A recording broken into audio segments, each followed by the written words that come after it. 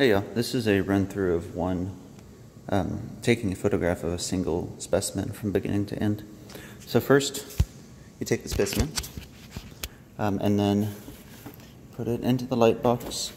And so what I have in there right now is a little cardboard cutout that's meant as a guide. And so this is actually so that the specimen sits a little more in a position so that it's a little more easy for the camera to, so that it fits a little better in the camera field of view. And so push it up there again, so I'm kind of pushing and it doesn't really go any farther. So that's about where it should sit, and that's good as it is. And then you come over to the computer, and so what the screen is showing right now actually is a live feed of what the camera sees. So there's my hand. So this is a live feed. And so then what you do is there's this little red border, and so that is actually toggled on and off by pressing the crop button over here on the left. And so I want it on because the field of view as it is now is actually slightly too large. And so I basically set the field of view to be as close to the edge of the actual collection as possible. And then I press focus first, and the camera autofocuses now. It should have already been in focus. I doubt anything changed, but it's good practice. And then go down and click snap. And that actually takes the photograph, and this brings up the photograph itself. And so here it is. This is no longer a live feed.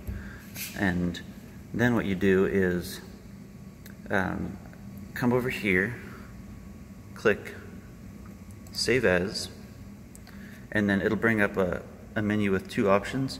And so this top one is to save as a JPEG, that's what we want.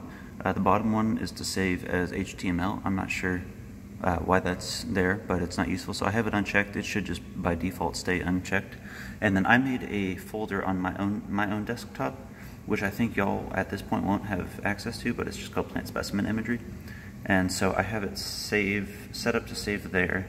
And then the file name itself is going to be the same as the collection number. And so I'm going to now take the specimen out, lay it here on my photographed pile, and then use the little gun to actually scan the barcode into the file name field. So that's 2433. So now the file name is also 2433. And then save, and then finish. Now it's saved, and I have to actually get it out of this program because it interferes with things, or at least I find it to just be a little inconvenient. So I delete it from this program itself, and then I go back and click the capture, and that brings me back to the camera live feed. So there's my hand again, and so that's the full process.